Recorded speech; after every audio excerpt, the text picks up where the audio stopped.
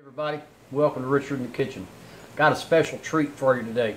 I'm going to show you how to take a russet baked potato and make it into the coolest baked potato that'll impress your friends. It's tasty with some herbs and spices we're going to put on there. And so, look at that thing. Ain't that great? So let's get started and I'll show you how to do it. Now the first thing you're going to need is a good sized russet baking potato.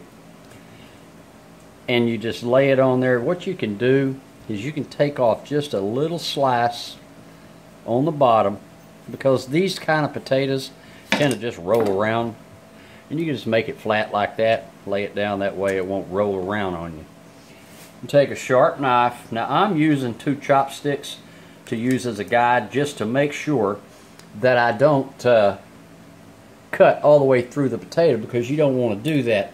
All you want to do is start from one end, go to the other, and make very thin slices, about 3/4 of the way through, all the way down the tater.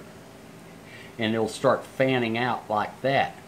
And like I said, the chopsticks or 2 cutting boards or whatever you want to do to put down there to keep you from cutting all the way through will aid you in being able to do that. But you just continue this process all the way across until your potato comes out like this, and it just fans out. And once you've cut through your tater all the way through and it's fanning out like that, you want it to stay like that.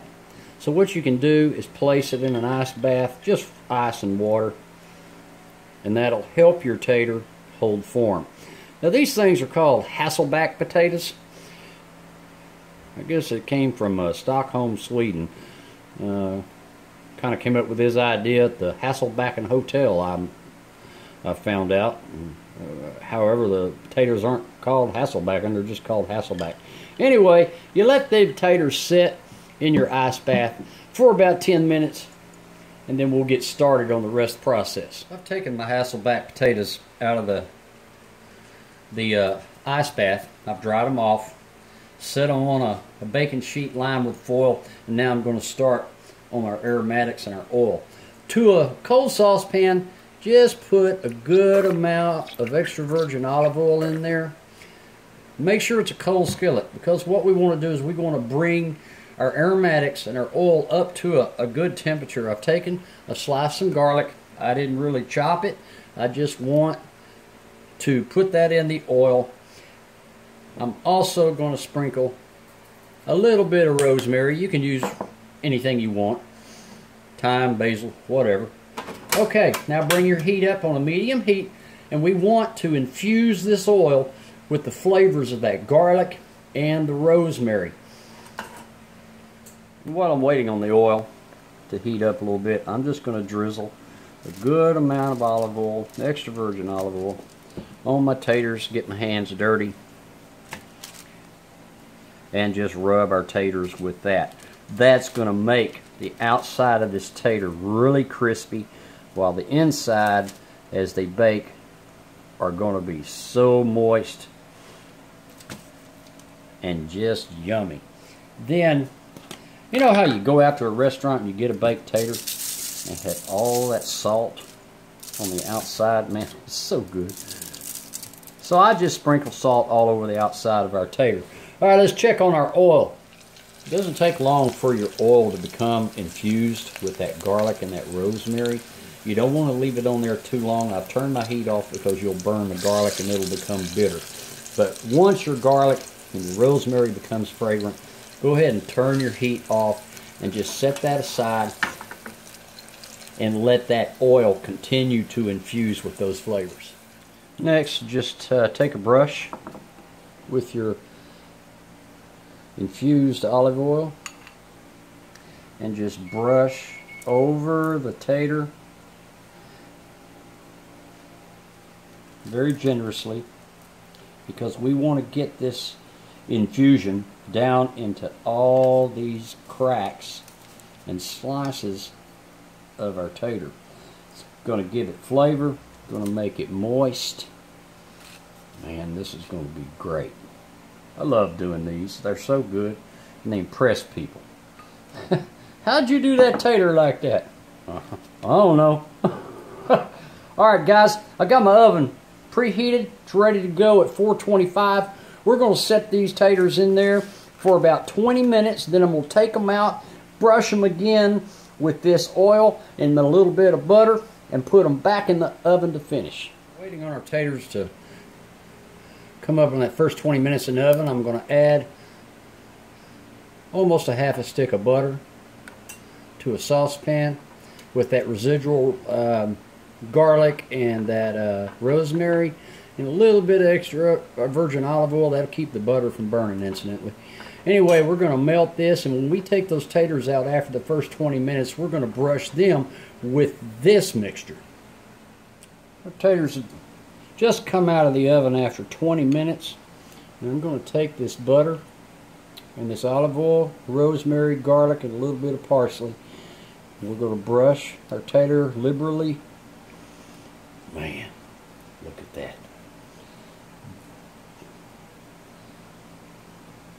And don't use all of this, because we're going to take these things out about every 15 minutes and give them another brushing.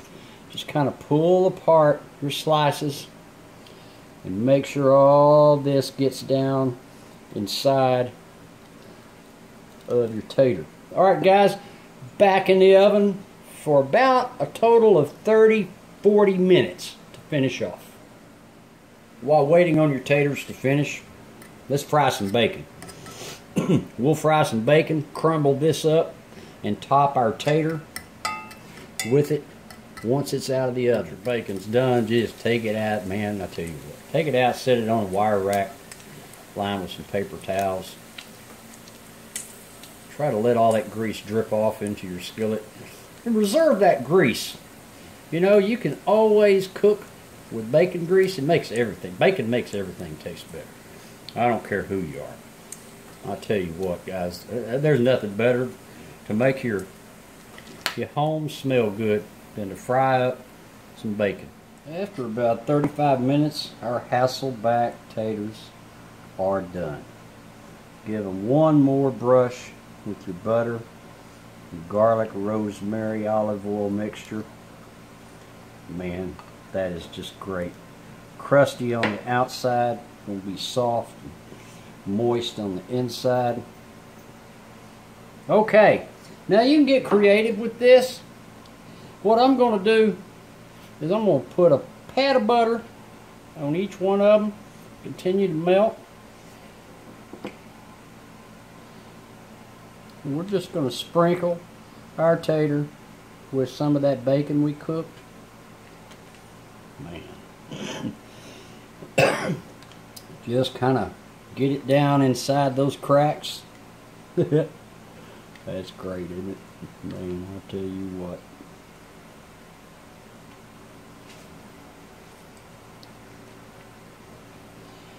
And on one, we're going to use some cheddar cheese just on top of it. And on another one, we're going to use some Parmigiano-Reggiano cheese. And there you have it, guys. Hasselback potatoes. Easy, quick, tasty, fun to do. It'll impress the heck out of your friends for serving it up like this. So let's plate it up and have a taste. Hasselback potato. How about that? Look at that. Ain't that cool? Crusty on the outside. Man, look at that.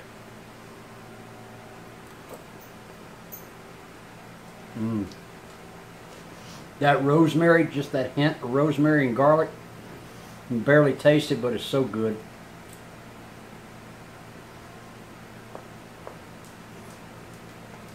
Man. Fun way of changing up how you do baked potatoes. It's real easy to do, and it's fun too.